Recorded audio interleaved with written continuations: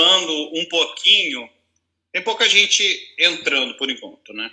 Falar um pouquinho sobre como é que a arquitetura de... O que para algumas pessoas é arquitetura de informação, porque não é todo mundo que sabe, e como é que houve essa evolução, uma evolução muito grande, na verdade, né? Que tem a ver com a mudança da segunda onda da computação para a terceira onda da computação. Isso aí. Uhum. E como a arquitetura de informação mudou de sistemas fechados para algo mais pervasivo. Então, eu e a Agnes, a gente até tem um artigo junto sobre isso. Exatamente. A gente pode até conversar, e que é, assim, o tema, acaba meio que sendo muito falado no... Eitel. Acaba sendo muito falado no teu livro, né? Sobre essa transformação. Então, começa por aí. Vamos lá, vamos falar então um pouquinho sobre a arquitetura. A arquitetura de informação, você falou em 3 ondas, né? Eu acho que a arquitetura de informação, ela tem um conceito, né? Tem 3 ondas e já está entrando na quarta onda, né? Minha maneira de ver. Aí 4.0. Então vamos lá, eu vou pegar a nossa linha mestra do artigo que a gente publicou junto. Bárbara também assina esse artigo. Sim. Né? Foi no P&D, não foi? Foi no P&D Design. E vamos falar então. A arquitetura de informação é um termo que, pasmem, começou a ser ventilado na década de 60 e na década de 70, no IBM Labs e no Xerox PARC, a instituição de pesquisa da Xerox, lá no início dos anos 70. E a primeira tentativa bem-sucedida de conceituar de uma maneira consistente a arquitetura de informação veio lá na década de 70, na segunda metade da década de 70, com o Richard Saul Wurman, né? Grande Richard Wurman. E ele foi o primeiro... Espera só aí que eu acho que a Júlia, minha filha, está falando alguma coisa, ela está querendo entrar.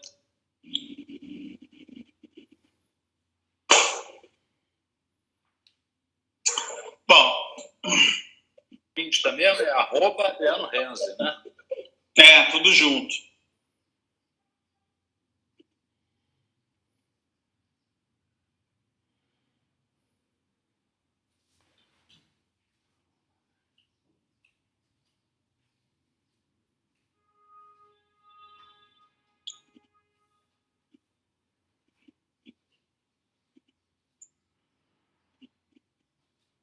Meio, tá conseguindo?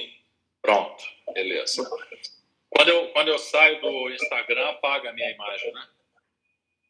Para mim ficar rodando como se tivesse uma conexão. Tá bom. Mas então, aí teve o Wurman, e aí tinha... Lá no Wurman. O Wurman, ele criou a ideia quando ele editou um livro dele chamado Information Architects. Ele meio que delimitou a área, o conceito da arquitetura de informação enquanto design de informação. Nessa época aí, não havia web ainda, né? Nós estamos falando de antes da década de 80, finalzinho da década de 70, início da década de 80. E o Richard Saul Wurman, ele criou a ideia da arquitetura de informação como design da informação. E ele estava muito preocupado em apresentar dados, apresentar estatísticas, né? E criar padrões e transformar informações, grandes volumes de informações de natureza estatística em algo claro, algo mais claro para o observador comum, e transformando o complexo em algo claro para que as pessoas pudessem compreender de uma maneira mais fácil. O Richard Wurman, ele era um arquiteto, né? Ele é um arquiteto, mas ele entrou para a área do design gráfico. E ele foi chamado para dar aula numa escola que eu acho que até é uma escola de arquitetura, não sei ao certo, cabe até pesquisar isso. E ele falou para ele mesmo, olha, eu tenho a seguinte posição: ou eu dou aula sobre aquilo que eu sei, ou eu dou aula sobre aquilo que eu não sei. Dar aula sobre aquilo que eu não sei vai ser muito mais interessante. E aí ele cunhou a ideia da arquitetura de informação. E foi por esse caminho. Então, a ideia toda da arquitetura de informação é você criar uma estrutura, né? Estruturar a informação, criar um mapa da informação, para que outras pessoas possam encontrar o seu caminho pessoal rumo ao conhecimento. E esse conceito que ele criou acabou se transformando numa profissão emergente no final do século XX e agora no século XXI, focado na compreensibilidade, na clareza e na ciência da informação. A arquitetura de informação traz muita coisa da ciência da informação. E aí é interessante que quando você entra, né, pega o arquiteto de informação, começa a incluir ele em agências digitais ou agências focadas no estudo representar projetos relacionados a design centrado no usuário, o arquiteto de informação virou uma posição bem consolidada durante alguns anos, né? Mas a gente não está nessa etapa ainda, a gente está numa etapa anterior. Porque a etapa que eu tô mostrando é a etapa da arquitetura de informação enquanto design de ciência informativa. Não tinha web ainda nessa época. Não. E aí, quando entra o web, fica restrito a sistemas isolados. Exatamente. Aí era ainda o design da informação e era ainda aquela apresentação de dados e de informação de modo estático e ainda voltado para a mídia tradicional, para a mídia impressa. Então, o Richard Saul Wurman ele chegou a trabalhar muito com sistemas de orientação, de sinalização, com estatísticas, com dados estatísticos, da apresentação de dados de população, apresentação de dados econômicos, dados georreferenciados, seguridade social, etc., etc. Demografia e população de uma maneira geral. E, enfim, a apresentação de uma forma clara de dados estatísticos complexos, né? Numa segunda etapa, aí, já na década de 1990, veio a dupla Rosenfeld e Morville e eles lançaram o livro do Urso Polar, né, que é Sim. o Information Architecture for Web. Então, essa segunda fase da ideia da arquitetura de informação é a arquitetura de informação como web design, voltado para paisagens digitais, para sistemas. Aí sim, isso que você está falando, você interagir com um único dispositivo só, que em geral é o portal, é o website, é a intranet, que aí a gente está nessa fase da década de 90, né? Segunda metade da década de 90. Ainda existem os estudos a respeito, mas nessa época não está consolidado ainda profissionalmente a posição do arquiteto de informação em agências. A pessoa ainda está tateando muito. No mundo acadêmico, científico, sim, mas nas empresas sempre alguns anos depois. Sim. Ainda não entrou. Eu acho até que eles lá nos Estados Unidos lançaram o livro num iniciozinho da sedimentação dessa área. final da década de 90. Inclusive, o livro ele tinha esse objetivo também, né? Apresentar para o mercado a metodologia da arquitetura de informação. E aí, André, eu vou te citar daqui a pouco. Como? O André Malheiro entrou aí, daqui a pouco eu vou citar ele. Ótimo, maravilha. Mas trazendo o referencial teórico da ciência da informação, porque o Morville, ele é bibliotecário, ele é cientista da informação, tá? Aí veio, e isso foi desenvolvendo, né? E depois a arquitetura de informação se transformou em algo para além do simples web design, porque a arquitetura de informação começou a olhar para ecossistemas de informação físicos, digitais e transmediáticos. O livro do Urso Polar ele já está na 4ª edição e entrou mais um autor, acho que está na 4ª ou 5ª edição, entrou mais um autor, que é o Arango.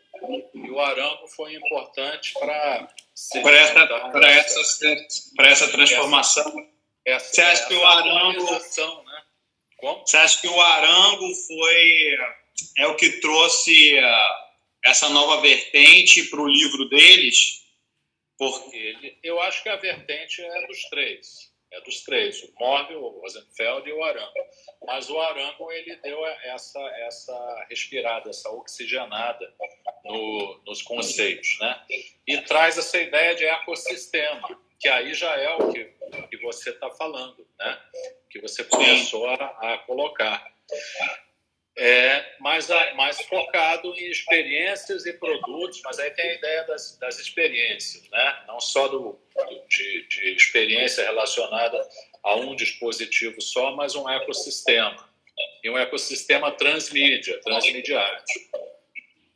E ainda nessa ideia da arquitetura de informação como ecossistema, entraram também o Resmini e o Rosati, que a gente cita no nosso texto. Né? Você cita na sua tese também, né? O Resmini e o Rosati.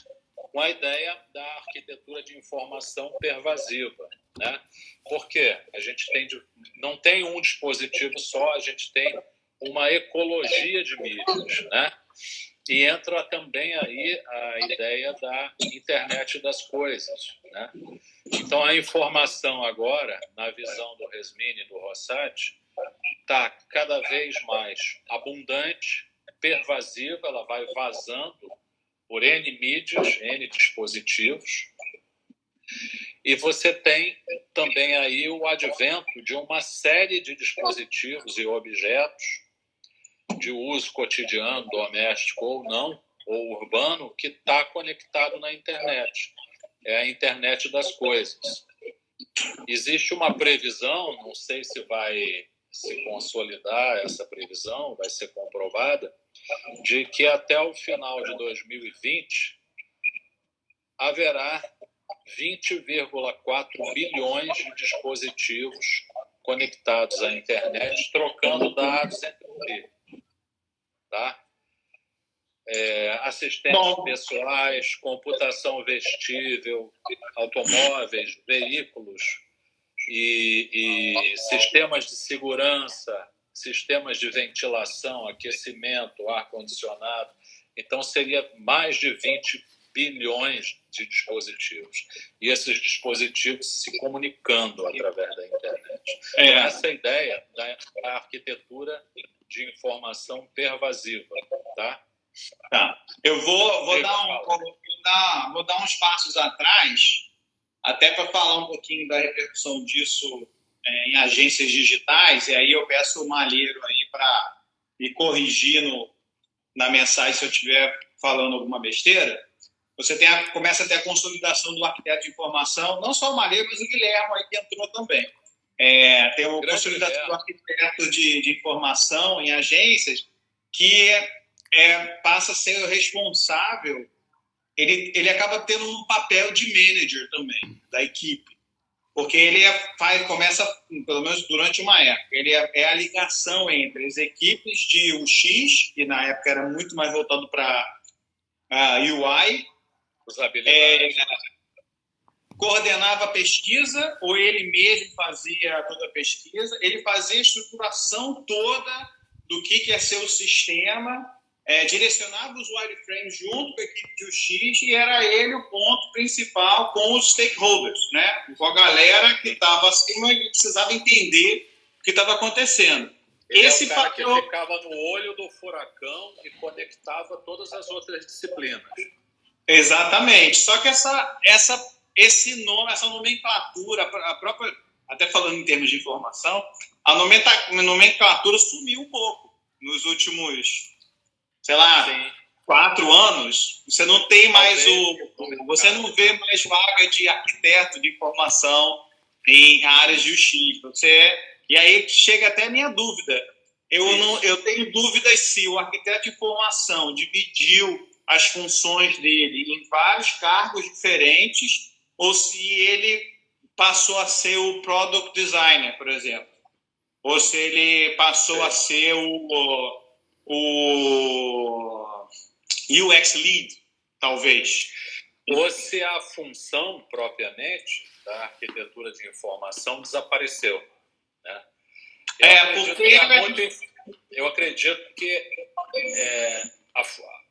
a preocupação com a arquitetura de informação pode ter desaparecido, mas a arquitetura de informação ela existe. Ela existe no sentido de que você sempre vai precisar organizar a informação. Sim.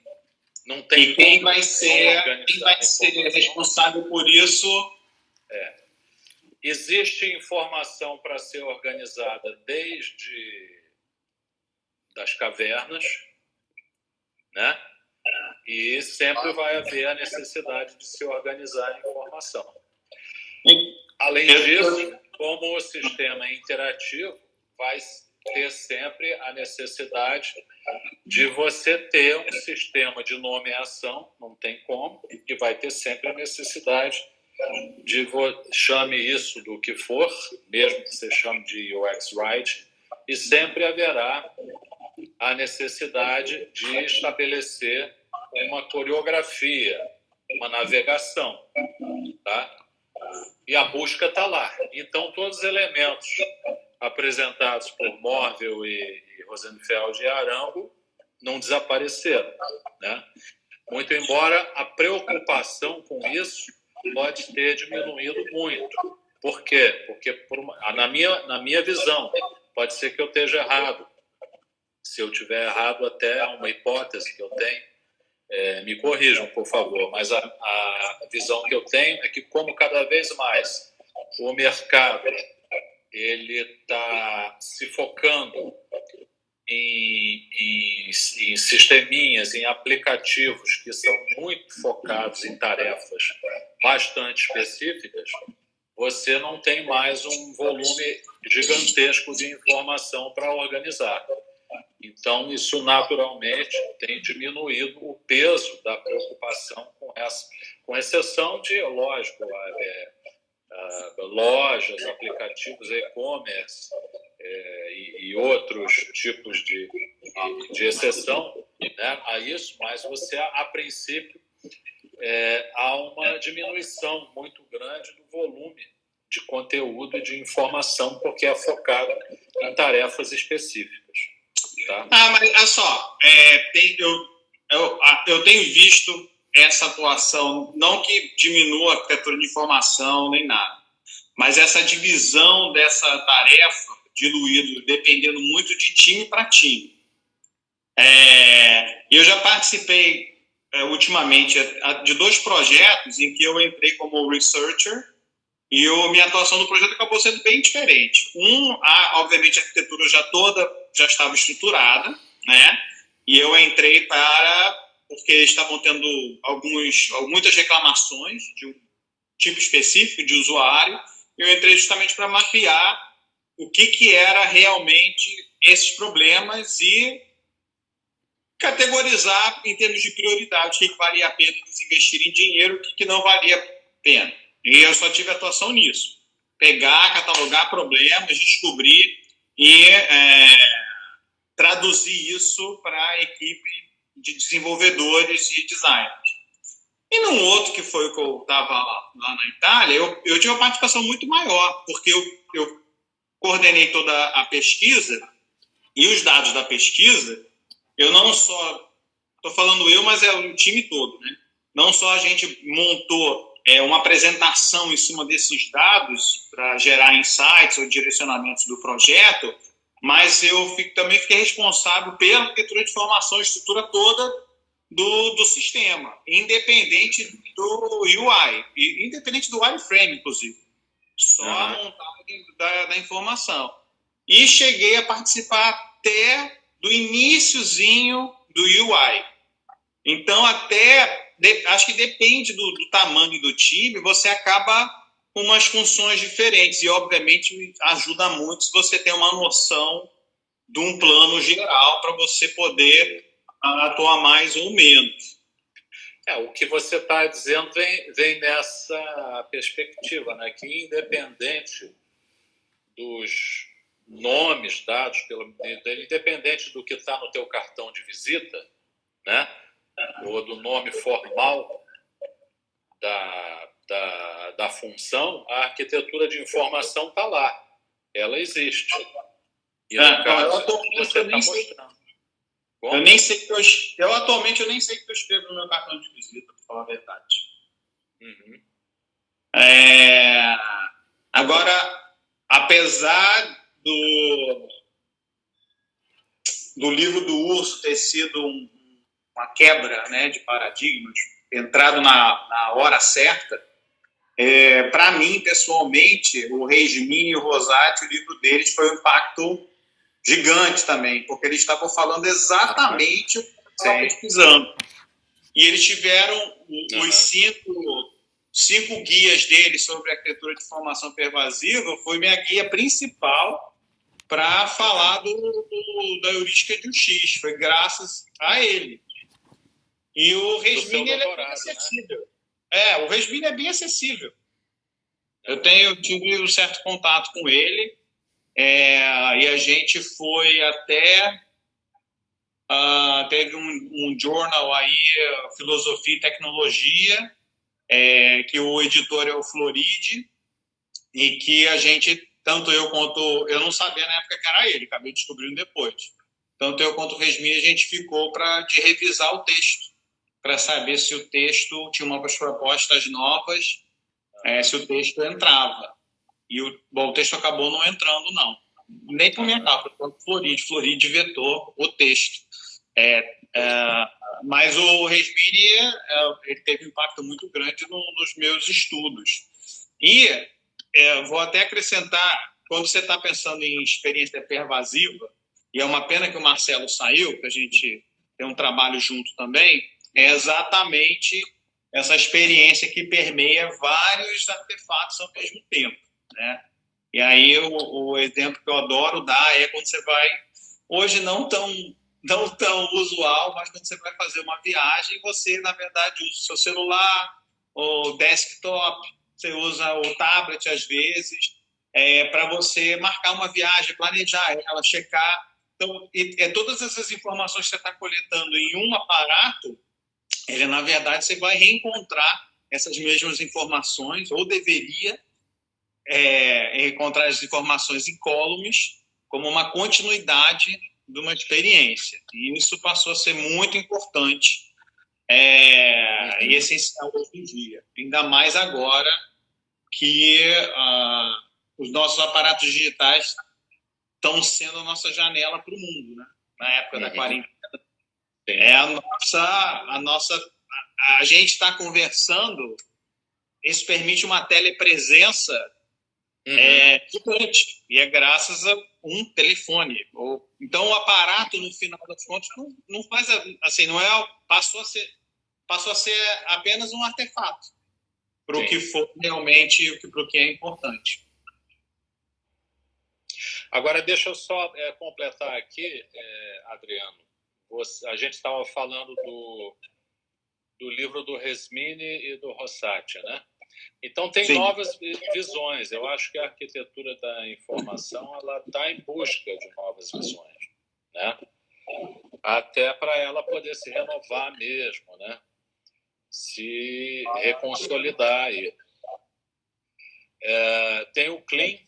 O Klein trabalha com a visão na arquitetura de informação, não de 4 camadas, organização, nomeação, navegação e busca, mas 3 camadas: ontologia, taxonomia e coreografia. Então, é uma nova forma de abordar a arquitetura de informação, né? A taxonomia são as estruturas, a ontologia são os elementos e os nomes, tá? Assim como regras e padrões. E a coreografia são os movimentos e as interações, né? E, em busca dessas novas visões, o próprio Arango e o Bohr falam em 7 características da nova arquitetura, né? A arquitetura como ecossistema, uma coisa muito importante que tem a ver com a Web 2.0, que é os usuários produzem o conteúdo agora, né? Sim. Isso é importante você levar em consideração. O conteúdo é produzido pelo usuário. O conteúdo é dinâmico, ele não é mais estático, ele vai se alterando com o tempo.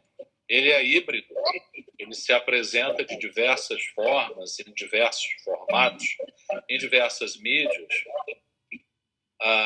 É horizontal, cada vez mais a hierarquia está sendo colocada para escanteio, né? A verticalidade está sendo colocada para escanteio. A experiência passa a importar cada vez mais, ou seja, a arquitetura de informação se aproxima aí da ideia da experiência, e as experiências todas passam a ser cross-mídia, passam a ser transmídia, tá?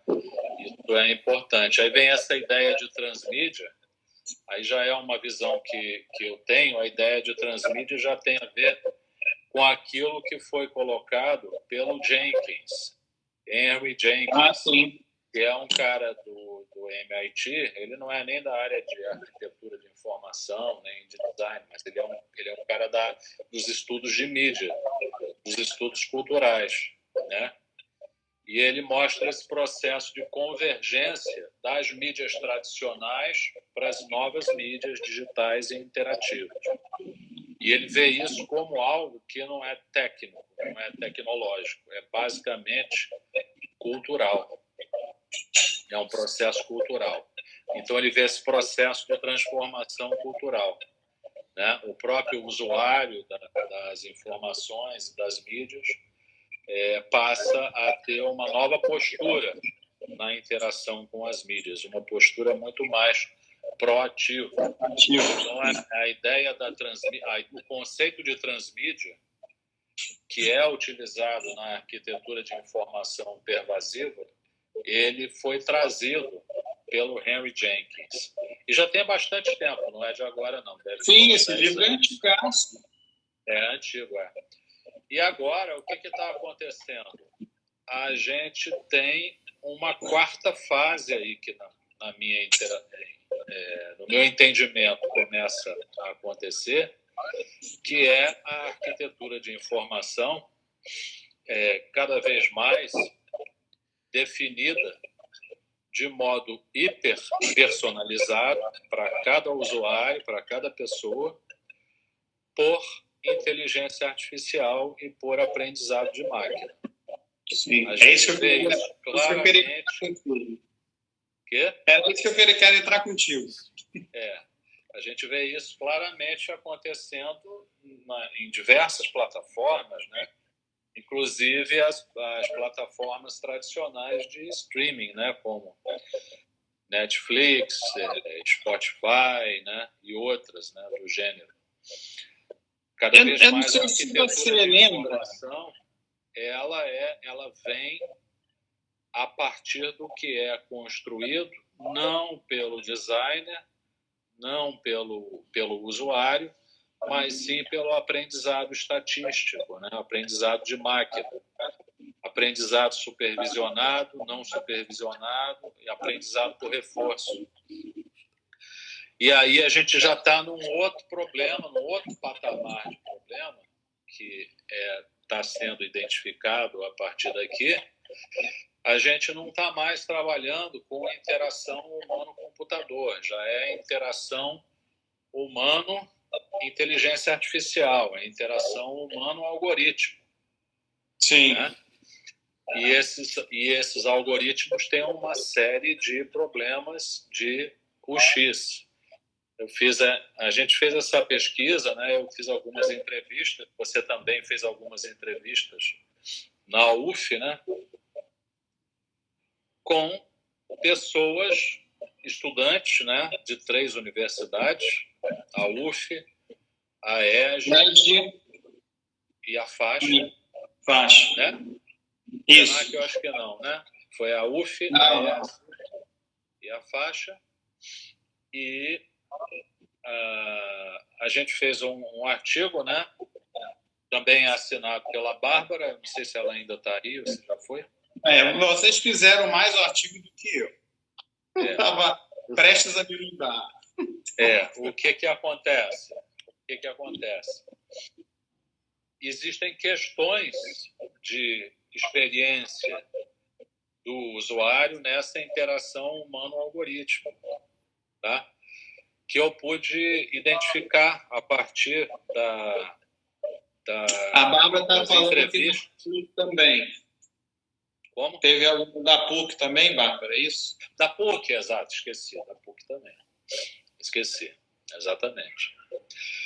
Então, tem alguns problemas nessa interação. Tá? Quais esses problemas? Primeiro, que eu pude identificar com os alunos entrevistados. Ninguém sabe que existem esses algoritmos, ninguém sabe o que são, as pessoas não identificam e muito têm a menor ideia de como funciona. É o modelo da caixa preta. Sim. Tá? É caixa preta isso. Falta de transparência. Isso é um dos problemas fundamentais e básicos aí dessa interação humano-algoritmo, dessa arquitetura de informação criada por algoritmos. Existe dificuldade na construção de modelos mentais. O usuário, ele, justamente por uma série de problemas, inclusive a falta de transparência, ele não cria um modelo mental de como que o algoritmo funciona. O usuário não conhece quais são os inputs, quais são as interações de usuário que são rastreadas e ajudam a formar o output pelo algoritmo. O usuário não tem essa ideia. Existe um delay grande entre inputs que o usuário dá e respostas do algoritmo lá na frente. Tempo de resposta com um delay muito grande. Às vezes de dias, às vezes de semanas. O usuário não consegue controlar o output. A Netflix até dá alguns recursos para o usuário interagir com o algoritmo e melhorar, aprimorar o output do algoritmo, as recomendações do algoritmo, mas o usuário não sabe. Não existe um controle total sobre esse output. E muitas vezes, dependendo do device, dependendo do dispositivo, da situação, da hora, o algoritmo cria informações, cria uma arquitetura e um layout totalmente diferente, o que prejudica mais ainda essa criação do modelo mental do usuário.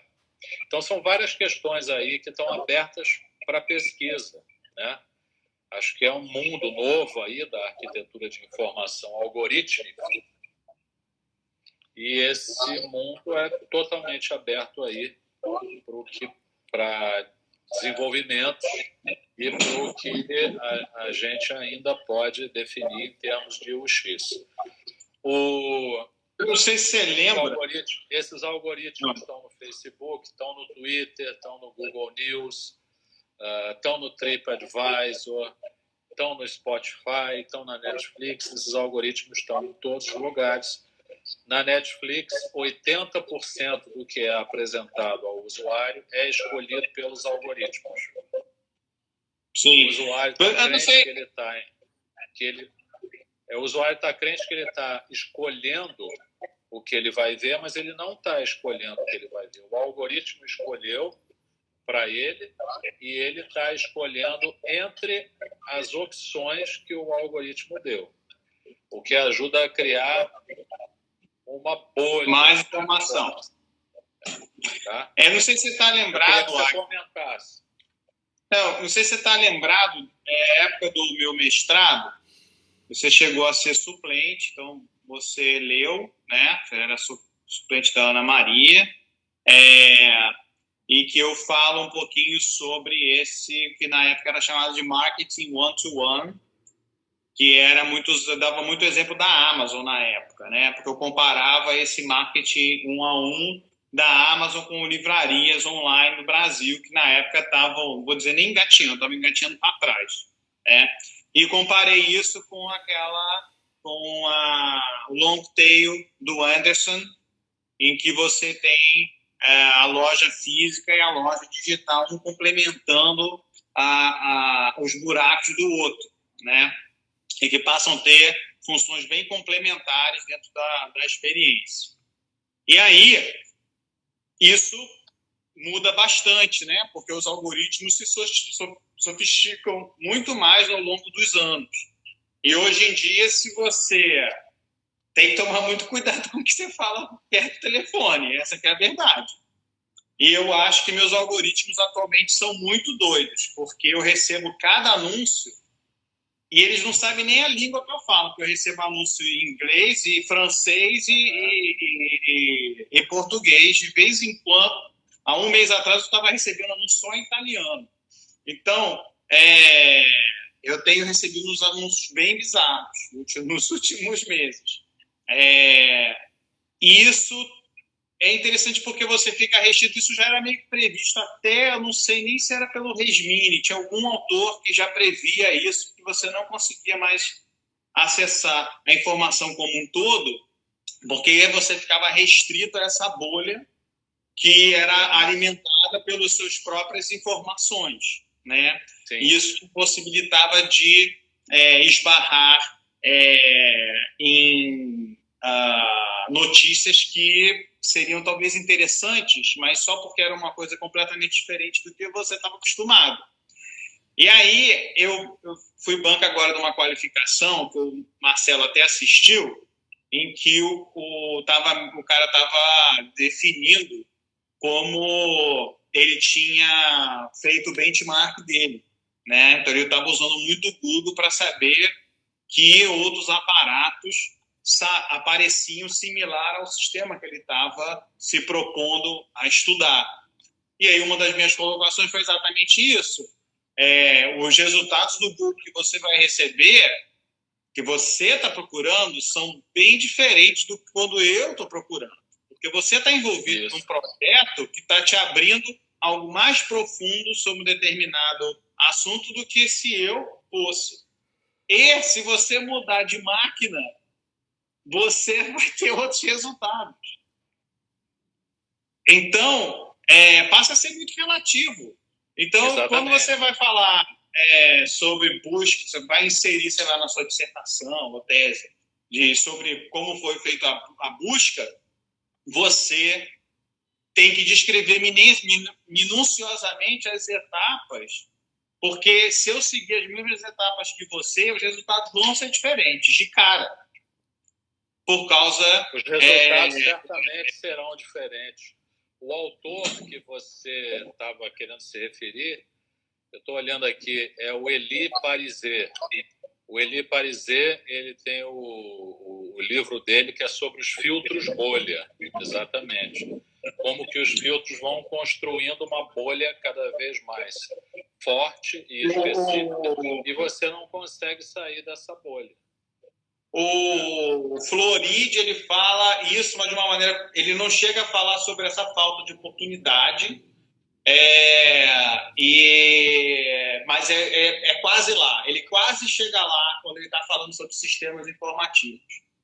E aí eu quero mencionar um site que eu não tenho acesso daqui, e é horrível porque o Brasil também não tem acesso daí, que é um site chamado Pandora.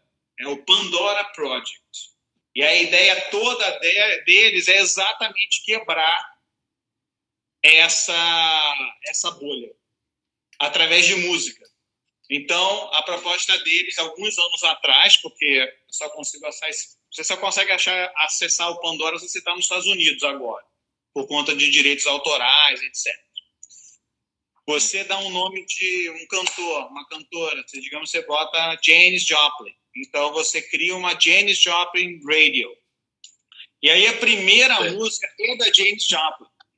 E aí, o algoritmo do projeto, ele pega a Janis Joplin, pega todos os ritmos e pessoas que influenciaram ela, e tudo que ela influenciou, e a partir dessa primeira música que você escolheu, todos os outros artistas, você acaba cruzando com coisa que você nunca viu na vida, mas que tem uma influência dela.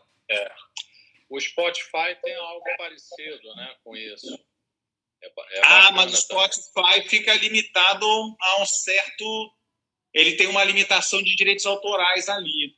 Então, se você não é prêmio, por exemplo, você vai tangenciando.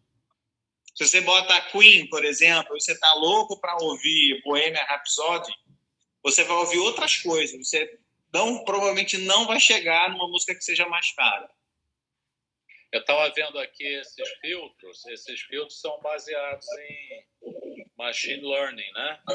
Aí você tem, grosso modo, você tem 3 tipos de abordagem de filtros. A filtragem colaborativa, a filtragem baseada em conteúdo e as filtragens híbridas. Essa que você citou, muito provavelmente, está de acordo com a filtragem baseada em conteúdo. Mas tem a filtragem colaborativa também. A filtragem colaborativa significa apresentar para você aquilo que pessoas parecidas com você gostaram. Então, isso é muito utilizado também na Netflix. Então, a filtragem colaborativa ela é baseada numa suposição que é a seguinte: pessoas que concordaram com algum conteúdo no passado vão concordar no futuro, o que é questionável, mas é baseado nisso. E pessoas que gostaram de itens, as pessoas vão gostar de itens semelhantes ao que já gostaram no passado. Tá? Eu acho o que também é questionável, mas a filtragem colaborativa se baseia nisso. Tá? Então, ela se baseia numa rede social e no que essa rede social de pessoas que o algoritmo acredita que está de acordo com o seu perfil de interação, não é perfil de sexo, nem de idade, nem perfil social, nem perfil cultural. É perfil de interação dentro do sistema. Ele vai apresentar isso. E tem as filtragens híbridas, que, na verdade, a maior parte desses sistemas usa filtragem híbrida, porque pega o conteúdo, mistura com... os pontos positivos de um tipo de filtragem e mistura com os pontos positivos de outro tipo de filtragem. Então, tudo isso aí é aprendizado de máquina, machine learning, né? E o machine learning é um foco de atuação da inteligência artificial. Que eu acho que a gente deve ter só mais uns 10 minutos para falar. A gente tem menos de 10 minutos. Vamos ver se alguém tem alguma pergunta para fazer. Pode ser. Bom, enquanto alguém escreve alguma coisa, só para falar aqui, esse artigo sobre o Netflix e sobre inteligência artificial, a Agnes está apresentando agora, virtualmente, né? Porque não vai ser possível em julho não vai ser possível estar presencialmente lá na Dinamarca, né? Eu ainda é cedo para falar, mas recentemente o grupo de pesquisa que eu tenho na UF, né, a gente começou a aplicar arquitetura de informação em blending spaces e design. Está dando problema, repete porque deu problema na sala. Eu estou complementando que o trabalho, o projeto de pesquisa que eu estou tocando junto com alguns alunos da UF, a gente tem experimentado uma coisa nova que vai ser apresentado agora em novembro aqui no Future Technology Conference, que é inserir a arquitetura de informação em service design e como parte de blended spaces na integração do digital com o físico. E eu acho que vai dar um samba aí novo, né? Porque ninguém falou ainda de arquitetura de informação dentro de service design, como algo planejado, como algo para construir histórias. Porque o service design está direcionado para isso, construir histórias, construir boas histórias para os seus usuários, ou clientes. Então, a gente vai, tudo isso que a gente está falando, daqui a pouco vai estar publicado também, e imagino que é acessível, né? Pelo menos é só pedir o artigo para a gente, né? Para não ter que pagar, sei lá, quantos dólares para a gente. Mas eu vou, inclusive, aproveitar, ninguém fez pergunta nenhuma, aproveitar e falar que esse grupo de pesquisa, a gente está com esses 2 artigos que vão ser publicados agora. Então, vou me inscrever, vou fazer o meu registro hoje, estava esperando junho passar para eu poder usar o cartão. E o grupo de alunos, eles vão daqui a pouco iniciar uma benfeitoria para juntar exatamente uma grana para poder pagar essa inscrição. Eles já vão pagar antecipadamente, mas como o dólar está nessa situação, desceu. Ontem e hoje desceu? Baixou um pouquinho. De 6 foi para 5. Beleza. tá bom. Eu acho que eles vão fazer uma benfeitoria daqui a pouco para arrecadar o dinheiro do registro. Mas eu acho que a gente pode concluir que a arquitetura de informação, por mais que não seja o nome de um cargo atualmente, né, específico, ele foi diluído em vários profissionais e não deixou de ter sua importância diminuída de modo algum. Ela teve uma evolução, inclusive. E uma evolução bem aberta agora. Porque existe uma previsão do que vai acontecer para 2020, que agora está uma neblina. Né? Tecnologicamente, a gente não pode rumar para lá, mas em termos de sociedade, já que o avanço tecnológico depende do avanço da sociedade, como é que a sociedade vai avançar, que vai determinar o que vai ser de fato usado. Então, estou ansioso aí. E aquela previsão de muito turvo. A gente está vivendo praticamente uma grande distopia de saúde pública, uma distopia psicológica, econômica e uma distopia política aqui no Brasil. E em outros países também. Sim. Na América do Norte. Distopia política em tudo quanto é lugar. Está virando uma confirmação de alguns fatos e está se criando novas dúvidas, o que é, na verdade, muito importante para o avanço da sociedade de um modo, né? Não é o retrocesso. Eventualmente um avanço, eventualmente, né?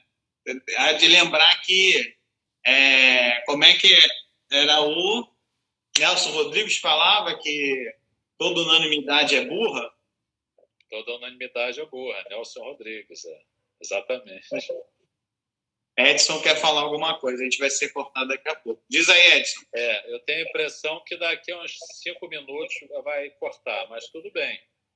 Não, beleza, a gente continua. Mas, de qualquer forma, esse 4.0 aí bate um pouquinho com aquele Delphi que a gente fez,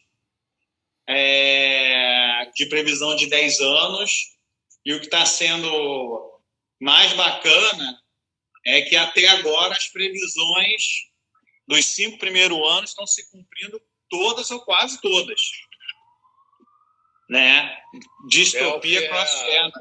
É isso aí. Técnica de pesquisa que o Adriano aplicou no oráculo de Delphi, né, para previsão de futuros possíveis tecnológicos e sociais na tese dele para a EST. Pô, você sabe que nos últimos 4 meses eu participei como usuário de uma pesquisa sobre a técnica de Delphi em si, sendo orientada pelo Golden, que é um dos caras que eu citava na tese sobre a técnica. Então, o Golden está orientando... então o Golden Golden ou Gordon está orientando algum aluno que está reestruturando a técnica Delphi, e eu acabei participando dos testes. E eu acho que eles vão vir com uma mudança assim, bem interessante. Eu estou bem curioso como é que vai ser o resultado final. Passa para a gente depois o que você descobrir. Quando eles liberarem, eu imagino que eles vão publicar alguma coisa em breve. Eu vou, com certeza vou ler. Quero ler porque eu quero saber como é que eles resolveram alguns problemas que eu tive. Eu acho que a gente tem 2 minutos só. É melhor a gente fechar. Tá. Foi ótimo. Pô, Edson, muito obrigado. Inteligência artificial como regras éticas valorizando liberdade do usuário. Infelizmente, nem sempre a inteligência artificial é usada dessa maneira, né? A gente sabe bem. Podia ser usado, mas não é bem usado assim, né? O Axel, querido, meu primeira live foi com o Axel, que eu não consegui gravar na época. Mas é isso. Valeu, Guilherme. Não esquece de apertar o botãozinho para gravar, para fazer o download. Tá bom. Vou tentar. Então é isso. Obrigado, então, gente. Gente, valeu. Obrigado aí, estou. Eu vou agora, vou sair para comprar cerveja para brindar com o Agner. Tchau, tchau. Tchau, tchau.